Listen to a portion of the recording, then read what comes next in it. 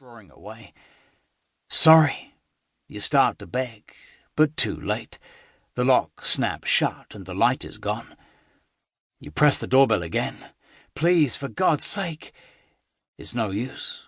She is alone in the house, alone in the dark on a storm-drenched night, miles from the nearest neighbour, and you have scared the living shit out of her.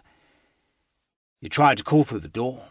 You're lost. You've got nowhere to go. Please help. The door opens a crack once more, and a grin of relief stretches your mouth wide.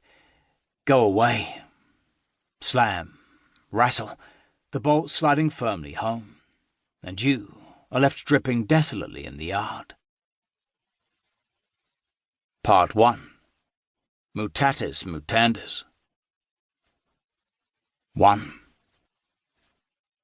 The alarm clock's insistent jittering tore Carole from sleep with the dream still unfurling in her mind. She was lying prone, her face squashed into the pillow and her left arm crushed crooked under her body, gradually growing deader and deader. Her jaw worked erratically up and down, forcing out amorphous moans and dragging her parted lips back and forth across the slithery patch of drool on the pillowcase cotton. She gasped hoarsely as the staccato bleating cut through the layers of unconsciousness, jerking her to the edge of the bed in a spasm of alarm. She tried to lift herself up, but her deadened, paralysed arm wouldn't move. Snaking her body, she struggled over onto her back and sat upright. At last she could reach out with her still living right arm, chopping her palm down heavily on top of the clock. Silence.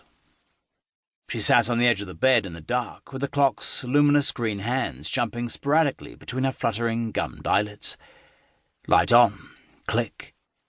In the yellow bath of the bedside lamplight, she examined her left arm, holding up the limp, insensate sausage with her right hand.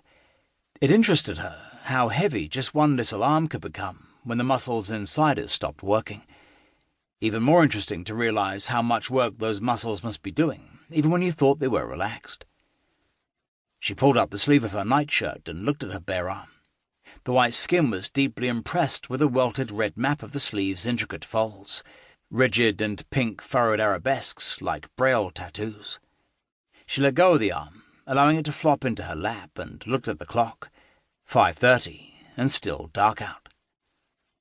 After her first few days here, she had learned to place her alarm clock out of reach, so that she was compelled to get out of bed to switch it off. Otherwise she would never be able to haul herself up to the surface in the numb silence of a rural dawn. As she dressed and her arm began to tingle and ache with returning life, fragments of the interrupted dream replayed themselves in her mind. She stripped off her nightshirt and threw it on the bed, then straightened the duvet over it. Rain. Fresh pants and a bra. She clipped it backwards under her breasts and swiveled it round her ribs, stretching the elastic straps over her arms and settling her heavy flesh into its cups. Running, breathing hard, running through rain from something, someone behind her. When her deodorant had dried, she put on a t-shirt, thick oatmeal jumper and work jeans. In the bathroom, she sat on the toilet, listening to the echoing trickle below her and letting the images flicker past. Running, raining, running on exhausted in another person's body. A quick cup of instant coffee and a cigarette, sitting shivering at the kitchen table. Proper breakfast would come later, after the dawn shift. She drew slowly and deliberately on the cigarette, gazing at the mug of coffee and trying to order the recurring, fractured, frayed-edged fragments of her dream. It was a familiar dream, so she was able to supply the missing pieces from deeper memory. Running. She was always running in the dream. Running, stumbling, staggering in a blinding night storm in someone else's body. Something else had been there, though. Something not of the usual pattern. She searched for the oddity and found it. A face. There had never been a face before. That was what usually made the dream so fearful. That feeling of desolate isolation. She could always feel the silent presence of people like watchers on the far side of a two-way mirror, and that one person behind her, pursuing her relentlessly and invisibly. Always fleeing. The faceless threat closing in from behind as she forced her faltering, burrowed legs onwards.